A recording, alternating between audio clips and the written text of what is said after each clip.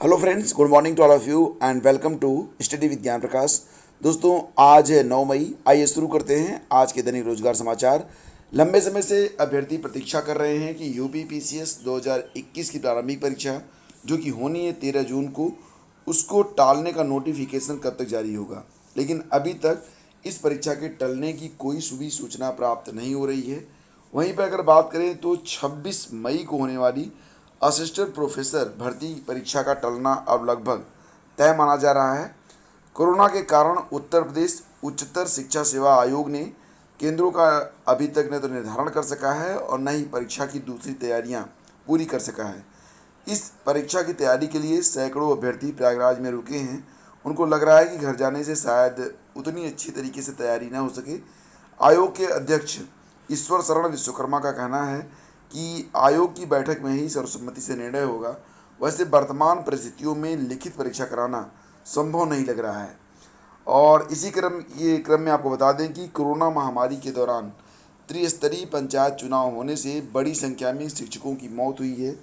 उत्तर प्रदेश माध्यमिक शिक्षक संघ ने 29 अप्रैल को 706 शिक्षकों के निधन का दावा किया था। उनकी संख्या बढ़कर अब 800 हो गई है।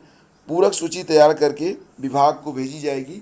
साथ ही संघ ने यह भी मांग की है कि मृतक शिक्षकों के आश्रित जो बीटीसी बीएड या फिर डीएलएड आदि योग्यता रखते हैं, उनको शिक्षक पात्रता परीक्षा यानी कि टीईटी से छूट देकर सहायक अध्यापक के रूप में नियुक्ति दी जाए। और जो आश्रित हैं इंटरमीडिएट या फिर स्नातक, तो उन्हें जो है लिपिक के पद पर नियुक्त किया जाए। यानी कि अगर कोई ऐसा आश्रित यूपीटीटी या फिर सीटीटी की परीक्षा पास नहीं है, तब भी उसे सहायक अध्यापक के तौर पर नियुक्त किया जाए, ये मांग रखी गई है। संघ के प्रदेश अध्यक्ष डॉक्टर दिनेश चंद्र शर्मा की अगुवाई में प्रदेशीय कार्यकारिणी की वर्चुअल बैठक सोमवार को हुई थी। इसमें कोरोना संक्रमण के कारण शिक्षकों की संख्या में मृत्यु होने पर चिंता जताई गई थी। सरकार से यह मांग भी की जाएगी कि मृत शिक्षकों के आश्रितों को 50 लाख रुपए की आर्थिक सहायता भी प्रदान की जाए। और शिक्षकों के परिजनों को 1 अप्रैल 2005 से पूर्व जो पुरानी पेंशन व्यवस्था है, उसके अंतर्गत पारिवारिक पेंशन भी दी जाए। ऐसे सभी मृत शिक्षक जो 60 वर्ष या उससे कम आयु के थे, उनके परिवार को शासनादेश के अनुसार ग्रेच्युटी का भुगतान हो। सभी मृतक और कार्यरत शिक्षकों को कोरोना योद्धा घोषित किया जाए। और संघ की यह भी मांग है कि संक्रमण के दौरान इलाज कराकर स्वस्थ हो चुके शिक्षकों के इलाज पर व्यय धनराशि का भी भुगतान किया जाए। तो ये मांग रखी गई है ऐसे शिक्षकों के लिए जो कोरोना काल में अपने प्राण अपने कर्तव्य का निर्वहन करते हुए अपनी ड्यूटी करते हुए गंवा चुके हैं। दोस्तों, एक नया रिसर्च सामने आया है और इसमें मधुमक्खियां आपको जो है बहुत जल्द बता देंगी, तुरंत बता देंगी कि कोई भी व्यक्ति कोविड-19 से पॉजिटिव है, संक्रमित है या नहीं है। तो इसके लिए ये जो विधि होती है आरटीपीसीआर, इस टेस्ट का लंबा इंतजार नहीं करना होगा। मधुमक्खियां जो होंगी वो तुरंत बता देंगी कुशल डॉक्टर की तरह कि कोई भी व्यक्ति संक्रमित है या नहीं है।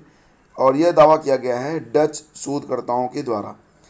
नीदरलैंड की बायो वेटनरी लेबोरेटरी ने अनोखा टेस्ट किया है और इसके अंतर्गत मधुमक्खियों को इस प्रकार से ट्रेन किया गया है कि अगर कोई व्यक्ति कोविड पॉजिटिव होगा तो उसके पास आने पर ही मधुमक्खियां अपनी जीभ बाहर निकाल देंगी और इससे लोग तुरंत समझ सकेंगे कि सामने वाला व्यक्ति पॉजिटिव है या फिर नेगेटिव है। ठीक है, तो ये बहुत ही अच्छी विधि है। और इसमें जो है एक आपने पढ़ा होगा कंडीशनिंग थ्योरी होती है ना, जो आपने पढ़ा था शिक्षा मनोविज्ञान के अंतर्गत, तो बिल्कुल उसी प्रकार से यहाँ पर भी उसी थ्योरी को अप्लाई किया गया है। करीब 150 मधुमक्खियों को पेविलियन कंडीशनिंग पद्धति से प्रशिक्षित किया गया है। उन्हें हर बार वायरस की गंध का सामना करने पर शक्कर का पानी दिया गया, लेकिन वायरस के नमूने के साथ उन्हें कुछ नहीं दिया गया। इससे उन्हें वायरस की गंध मिलने पर जीभ निकालने की आदत हो गई। फिर गंध मिलने पर शक्कर का पानी न मिलने पर भी वो जीभ बाहर निकालने लगी। तो इस प्रकार से उनको ट्रेन किया गया है। तो इसे जो है 95% तक कारगर माना जा रहा है। और इसी के साथ उत्तर प्रदेश में जो लॉकडाउन चल रहा है वो 1 सप्ताह और बढ़ सकता है। संक्रमण का फैलाव कम करने के लिए प्रदेश में कोरोना कर्फ्यू कम से कम 1 सप्ताह और बढ़ाने की तैयारी हो रही है। पंचायत चुनाव के बाद गाँव में संक्रमण तेजी से पांव पसार रहा है। कर्फ्यू हटाने पर गाँव में संक्रमण में और तेज़ी आ सकती है। वहीं 14 मई को ईद का त्यौहार है, ऐसे में कोई खतरा न लेते हुए कोरोना कर्फ्यू एक सप्ताह और बढ़ाने पर विचार हो रहा है। सूत्रों का कहना है कि 10 मई के बाद जो कोरोना कर्फ्यू बढ़ाया जाएगा उसमें कुछ सख्तियां भी होंगी। बिना कोरोना कर्फ्यू पास के अनाधिकृत रूप से घर से निकलने वालों के खिलाफ कार्रवाई होगी। गौरतलब है कि यूपी में 30 अप्रैल के बाद से ही आंशिक कोरोना कर्फ्यू है। इसका असर यह हुआ है कि कोरोना के सक्रिय मामलों में लगभग 60,000 की कमी आई है। और इसी के साथ अगर आप व्हाट्सएप यूज़ करते हैं तो आपके लिए एक अच्छी खबर है, थोड़ी सी बुरी खबर इसमें मिक्स है। तो आपको बता दें कि आपका अकाउंट ये 15 मई के बाद डिलीट तो नहीं होगा, लेकिन अगर जो कंडीशंस हैं व्हाट्सएप की अगर उसे आप स्वीकार नहीं करते हैं तो आपकी कुछ सेवाएं सीमित कर दी जाएंगी। जैसे कि आप ग्रुप चैट का इस्तेमाल नहीं कर पाएंगे, सभी ग्रुप से आपको बाहर कर दिया जाएगा। इसी के साथ ये भी है कि जो कॉल्स वगैरह आती हैं, वीडियो कॉल, ऑडियो कॉल, उसकी भी मतलब वो भी सर्विस आप नहीं ले पाएंगे। तो काफ़ी जो लिमिटेशंस के साथ आप व्हाट्सएप का उपयोग कर पाएंगे। हालांकि जितने भी लोग व्हाट्सएप से जुड़े हुए हैं, अगर इन सेवाओं से उन्हें वंचित किया जाएगा तो एक असंतोष भी फैल सकता है। साथ ही साथ ये भी है कि लोग दूसरे सोशल मीडिया प्लेटफॉर्म की ओर आराम से जाएंगे। खैर कोई बात नहीं, विकल्प जरूर मिलेगा आपको भी, ठीक है। तो चिंता वाली कोई बहुत अधिक बात नहीं है। और संक्रमण से ठीक होते ही बदल दें अपना टूथब्रश और टंग क्लीनर। तो संक्रमण के इस दौर में अगर आप सक्षम हैं तो बहुत दिनों तक एक ही अपना जो टूथब्रश है और टंग क्लीनर है उसको इस्तेमाल ना करें। संभव हो सके तो कम से कम 1 महीने पर उसे बदल दें। लेकिन अगर परिवार में कोई सर्दी जुकाम बुखार से पीड़ित था और वो ठीक हुआ है, भले ही वो कोरोना से पॉजिटिव नहीं था, लेकिन उसके बावजूद भी अगर आप बीमार थे, स्वस्थ हुए हैं, तो अपना ये जो टूथब्रश और टंग क्लीनर है इसको आप बदल दें। इसको बदल देने से आप पुनर्संक्रमित होने से बच जाएंगे।